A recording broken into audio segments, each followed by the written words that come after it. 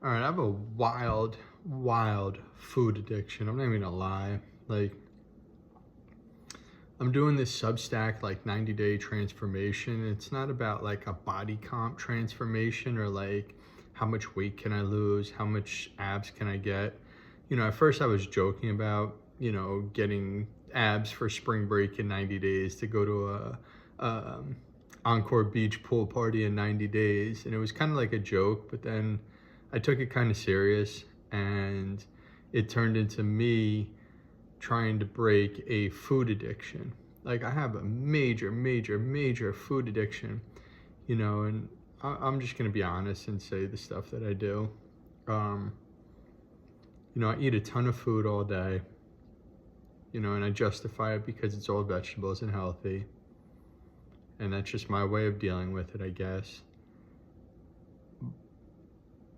I don't know what else to say about it, but as I'm doing good on this, something in my body, it took me 17 days to break free from dates, nuts, and peanut butter. Like, I just could not get away from these things. Like, for 17 days, like every day, like, I'm like, okay, tomorrow I'm not gonna do it. Tomorrow I'm not gonna do it.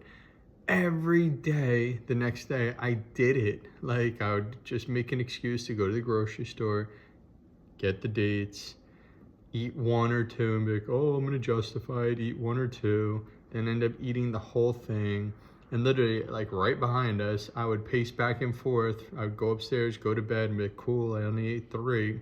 Come down in the middle of the night, like a crack fiend, open the thing, eat five, act like it was all good, go upstairs, 5 minutes later, go right back downstairs, do it again. And then at one point it get to like the end of the thing and I'm like, whatever, at this point, I'm just gonna eat the whole thing. And it was inevitable and I ate the whole thing. I ate the whole container of peanut butter. So I couldn't even keep it in the house. Like that's how bad it is. And if I keep it in the house, it's gonna be eaten within less than 24 hours. And like the craving and the pulling on me and my body and my mind is insane. That feeling like it's sick, like it's sick. I'm not ashamed of it. I'm not mad at myself. I accept that it's there and I'm trying my best to beat this. So after 17 days I finally was able to kick it. Now I went another 17 days and here I am. I think today's like day 38. And if you follow my Substack, I post accountability every single day, every food I eat, all the macros, all the calories, and I write the morning how I'm feeling and at night how I finished the day and how I had to deal with cravings, how I beat them, how I didn't beat them. And I use a lot of like AA 12-step recovery in helping me with this. And it's worked beautifully. But now this ties in with all the videos I've been making about like outside influence, drifting, the devil, 528 hertz, the music, all things coming at me. So like you can't just live in a hole by yourself and have no influence around you. Is essentially what I was kind of trying to do and like shelter myself from all these things. So slowly over the year and a half or more, I've eliminated a lot of things from my life. So there's a lot of outside influence coming at me. I'm developing the skills to deal with them when they do come at me. I'm pretty good at a lot of things, and other things I am not. Food being one of them, and relationship being another one. It's really tough for me to engage with somebody in a romantic relationship, in a relationship with food. It's just tough. I guess relationships, period, is tough for me, because I've always been afraid of who I really am, what I'm really about, and being authentic, honest, and vulnerable.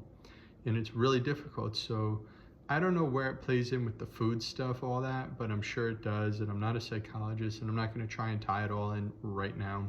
I just want to rant myself and talk about what I've done in the past few days. So the past 2 days, I'm diligent about my Substack. I write down the weights of my food. I keep a log, and I'm really excited to share this because it has helped me change my life and change my body. I lost a ton of weight. I've beaten diseases and I've gotten healthy. So I believe in this diet 1,000,000%. It's balanced. It has meat. It has a ton of vegetables. It's pretty balanced in my opinion, and it's worked for me, and I want to share it with everybody. That's why I'm documenting and doing this, so I can prove to you that you can eat a ton of food and get results and change your life, and you don't have to be in this mode. I have a dad bod. I have it's good enough. I'm gonna have a cheat day. I'm gonna do this, that, like, oh, I'm too old. I'm 41. I'm too old. I'm stuck in my ways. You don't have kids. You don't have responsibility. I'm a doctor. Yes, I do. And everyone's my child, essentially. And like, I work 7 days a week too. I never turn any patients down, no matter what the time is. So I'm always like doing stuff. And when I have free time, I spend it alone. And I deal with relationship with people all day long, but it's hard for me to truly connect because either I go too far, whatever there. Back to the food rant. The food has been difficult. So my accountability for the last 2 days, I did not write my Substack. I did not document my food. Part of me is embarrassed. Part of me is ashamed that I relapsed. And the other day, I was out doing whatever, and the reason I believe that I did the relapse, and I'll tell you what the relapse was because in the gym, after the videos, I was like, whatever, let me listen to some music in the gym and just see what's really going on here. I've done this numerous times. I'm like, okay, I feel good, and I feel like I've got this dialed in.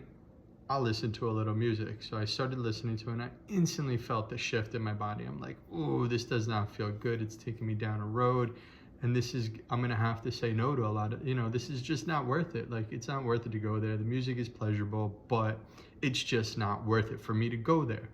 So then I'm like, all right, I quickly turn it off. So I got like little hits. I did this maybe 3 or 4 times throughout the day, driving in the car up to the beach the other day. I'm like, all right, whatever, I'll listen to a little music and just cruise up and feel good.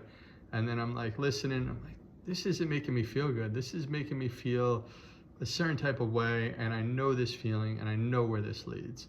So I'm like, all right, cut that real quick. Stay present, do my thing. I make it to the beach, I get my water, come home, I'm in traffic, I'm talking to somebody else about, food stuff, and just being like, all right, like I acknowledge it, it's there, but I'm okay.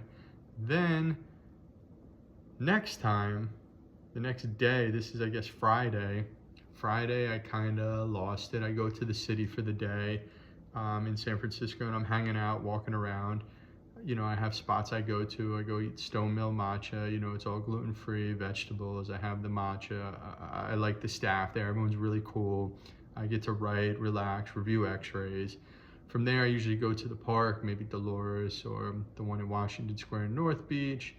And then I just kind of hang, and I'm conscious of the foods I eat, that don't have sugar. And then today, for whatever reason, I'm like, oh, whatever, let me change it up a little. Let me do something a little different. I went to Bodega. I love Bodega in North Beach. I got the sweet potato tacos off the hook. I got this burrata with, passion fruit, and, I had no gluten. I don't think there was much sugar, but something was off, and that started the spiral. So I think the music got me open to suggestion or trying something different and going out of my comfort zone and doing something different. So I was drifting a bit.